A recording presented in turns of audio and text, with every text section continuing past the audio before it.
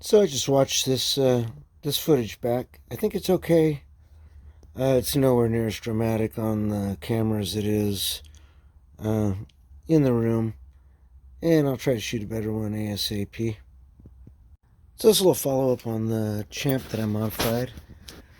It's sitting on top of that pedal train Nano. It's screwed in there, and you can see little straps I use to carry it around as a head. Um, so it's been modified to have the switch in the up position. This is stock feedback, which is 2K2 in the amp. And then with it down, I got a little mod that puts a 47K in series with that. So effectively 49K2 in the mod position. This Champ also runs 8 ohms. Sorry, it's got a replaced Carl's transformer. And it runs 8 ohms, so I can go into this Weber 12-inch speaker. It's a 125A, 12A 125S. That's what it is. So it's got the feedback mod, and then I did a mid-range mod where it has to the right stock. In the middle drops the tone stack, which is dramatically louder and very raw. And then to the left, this knob becomes active. It's a 25K pot to control the mid-range. The stock is 15K to ground off the bass pot, as you might know. So anyways, I'm going to turn on this loop, and let's give it a listen.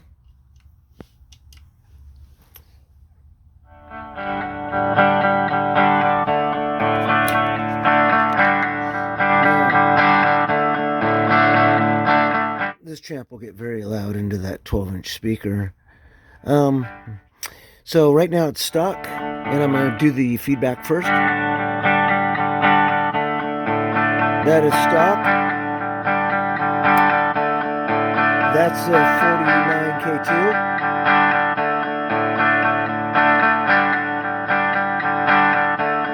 Stock.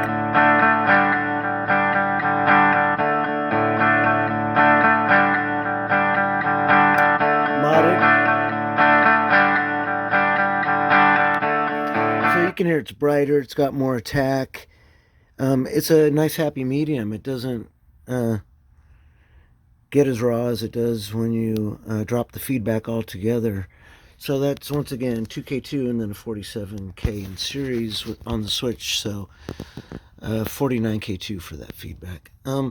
Then we've got a mid-range modification where this switch goes from to the right stock.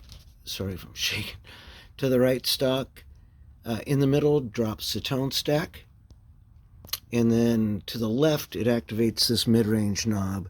It's a 25K pot. The stock mid-range to ground is 15K. So right about 2 o'clock-ish it starts sounding like the stock setting. So it'll add a nice little chunk, another 20% of mid-range for you. I'm going to turn it on now and run that in the stock position first, then to the mids knob right after that with the knob all the way off, so you should be able to hear it pretty well. So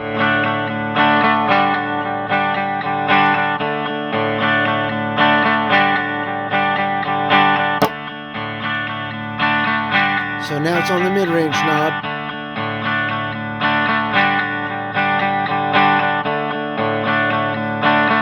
There it sounds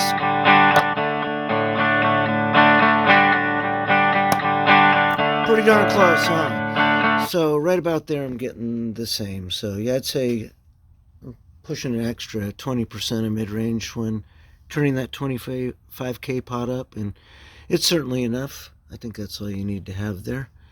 And let's quickly listen to the tone stack dropped and how dramatic that is.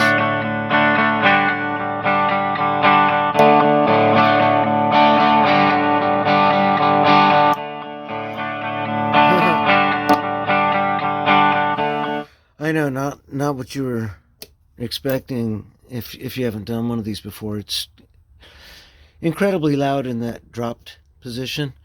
And, depending on what you're playing through, once again, it could be a Dan Electro with lipsticks. You could be playing a Telecaster, a Gretsch with very light gain pickups, and or a Les Paul. Things that are really heavy in mids and push. So it just gives you a lot of options, and I wouldn't count any of them out. I think I'll be using that mid-range knob a bit to tailor things a little better. I also like the feedback in that 49K2 position as well. At least with what I'm playing right now. I'm playing a lot of Telecasters at the moment, and that has P90s in it, but it's still a Tele. I guess that's pretty dumb. Anyways, it cleans up with the treble bleed. I still get teletones out of it. But I'll be trying it with all my different guitars. But I think this is a great gig ready amp with 3 tubes. One of them being the rectifier that'll last you forever. The other being the power tube I've not had any problems with. And one preamp tube. And it's got a pretty darn good tube vibe. It sounds great. It's a lot of fun. Cheap to maintain. Once again, this one has a 8 ohm transformer going. The 4 ohm tap is the orange one. So I still have that option if I ever want to, throw a second jack on it. I'm really happy with it though. I think, for what I do, playing a lot of pedals, into relatively clean or breaking up amps, I love the Champ. It sounds fantastic.